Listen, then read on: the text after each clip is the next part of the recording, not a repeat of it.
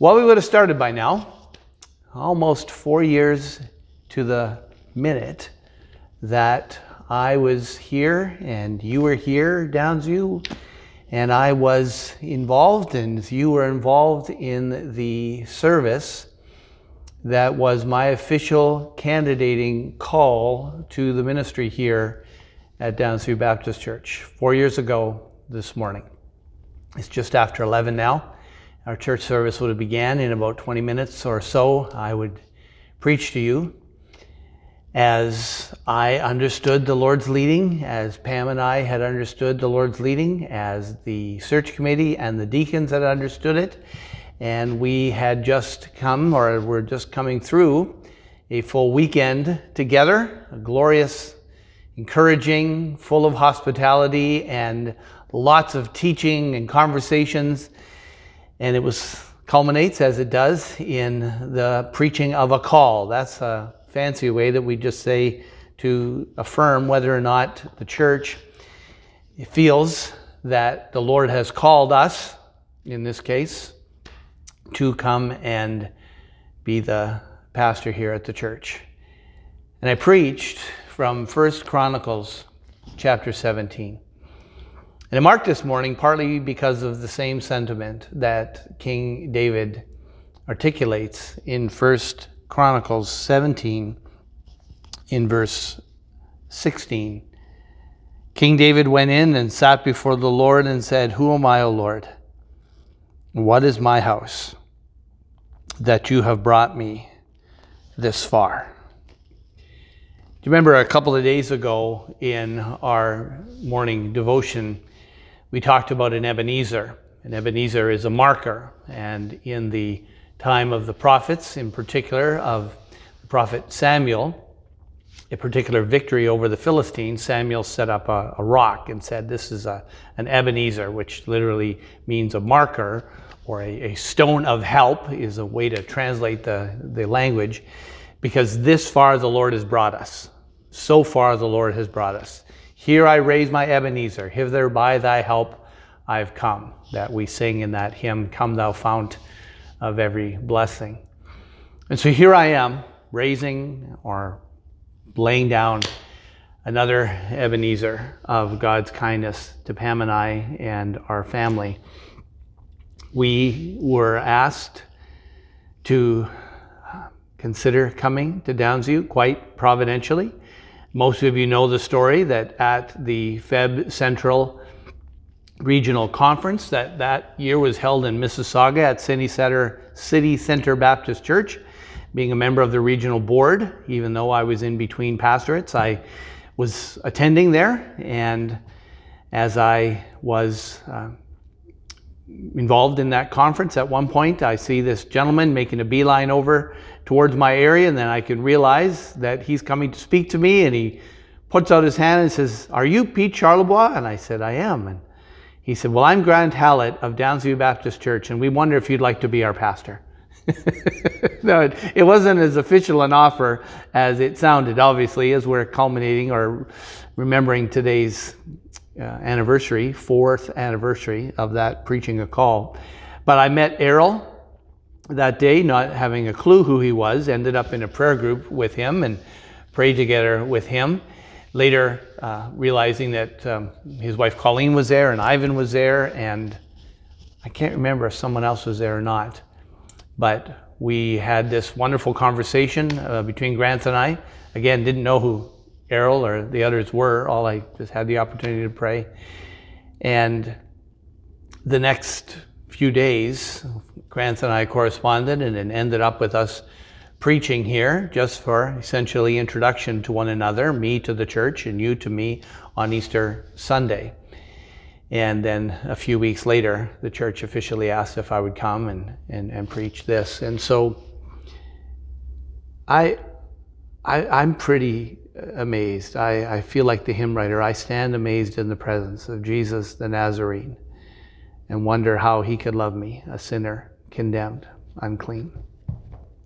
And I stand amazed that Downsview Baptist Church in Toronto wanted this northern hick to come all the way from, in that case, at that time, Sault Ste. Marie, originally from Thunder Bay, as you know, after 16 years of ministry in Thunder Bay and 6 years in the Sioux and now 4 years here. It's a long time to be making your living, so to speak, in vocational ministry. And I listened to that verse. Lord, who am I and what is my household that you'd be pleased to bring us this far? To be able to spend my life in the proclamation of the Word of God, with every confidence that the Word of God will do the work of God by the Spirit of God amongst the people of God, ultimately to the glory of God. This is where I was. This stage wasn't here at this time. It was the older stage, but it's that pulpit right there that you can see behind me that I stood behind and sought to open the Word. And I'm still overcome by the privilege of being able to minister and worship and serve to you and along with you and be served and loved by you. Brothers and sisters, these are the kind of things that we must mark in our Christian lives, in our Christian ministries. We must take stock of how gracious and how clearly evident God's gracious movement is in our lives. And we must be willing to speak about it. We must be willing to celebrate it, and even take the risk that I'm taking this morning that people have accused one another of, oh, it's all about you, or you're drawing attention to yourself again, and that's the wrong thing to do. And it's a risk, because, of course, I am drawing some attention to myself, and I'm drawing some attention to you, and I'm drawing some attention to the other names that I've mentioned. And yet, here in Psalm number 40, in verse 8, I delight to do your will, O my God, your law is within my heart.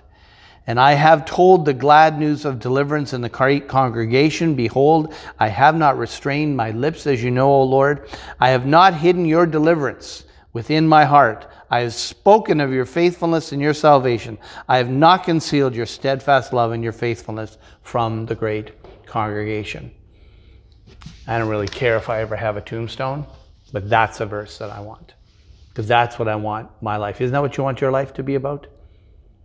The grace of God is enjoyed and proclaimed as we celebrate together how good God has been to our lives. You know, I was listening on it was a Canada AM this morning, whatever it's called now, news report, and they said that the social media application, is that what you call it? Twitter. There's Facebook and Instagram, and Twitter's one of the ones. I think you only get so many characters. I don't have a Twitter account. I guess I officially do have an account. I think I opened it once a number of years ago just to see somebody else's content. I don't think I've ever sent a tweet. I certainly never use it. But it's the application, the people of the application, the control the application of Twitter itself are instituting a new feature which allows you 30 seconds to take back a tweet. That's what it's called when you put a little post like on Facebook or just a few words. And they're doing that because they know that people are often hasty in sending something out. And once you send it out, you can delete it, but everybody can see it. And people can record it, and you can say, well, they've taken it off their post, but here's what they said, and you wish you just never put it out there. So they're putting this new feature, this little stopgap, that you can pull back what you said. And, you know, it just struck me that the Bible talks all the time that we can't do that. Once the words are off the tongue, the book of Proverbs says it's like an arrow in a bow that's been let go. I mean, you can't catch up with that. You can't bring that back.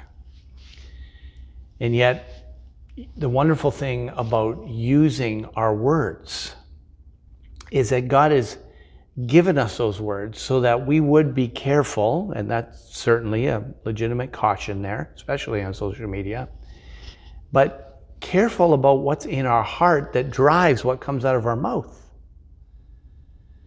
And you know, the wonderful thing about being at Downsview Baptist Church is that you don't have to be concerned or impressed by what I have to say. You should be concerned, and you should build your life around what God has already said. And that was a commitment that I made to you 4 years ago, and it's a commitment that by God's grace I still have, and in His kindness I intend to seek to carry out to His glory. It's not the gift of the gab of what the preacher says. It's not the entertaining speaker on Sunday morning. It's not the profound thing that he had to say. It's the power of the Word of God. It's the God who stands behind the Word, that what God has already said. I think one pastor would say that we rethink God's thoughts, and we retell God's words, we tell God's story. That's what we're about. That's what we seek to be about. And so thank you, Downsview, for letting me come. And this anniversary of the day I preached the call here, I'm very grateful to you, very thankful to be here. Pam and I stand amazed that God has brought us this far. Physically, this far. It's a long ways from where we were, a lot farther from where Pam grew up in Winnipeg area. And amazed that God is pleased to use, as MacArthur says, broken instruments to still make beautiful music. And the beautiful music that we continue to make together at Downsview is the kind of thing that should encourage us to seek to live in a way that God will be pleased with what comes out of our mouths. Not just the preachers from the pulpits or my social media account of yours, but again, what comes out of our mouth on the 401 when someone's driving in a frustrating way, what's happening in the long lineup at the grocery stores, or someone's not wearing their mask, or all of these things. And these are all things I just pick up of my own shortfalls. And yet, to God be the glory. He's pleased to give churches, ministry partnerships like ours, that where we recognize if any good thing has been done, God has brought us this far. We are where we are because of God. We are who we are by the grace of God. I am what I am. When Paul said that, he's reflecting each of the new hearts that God has given each one of us, that we recognize that to God be the glory. It's great things that He's done.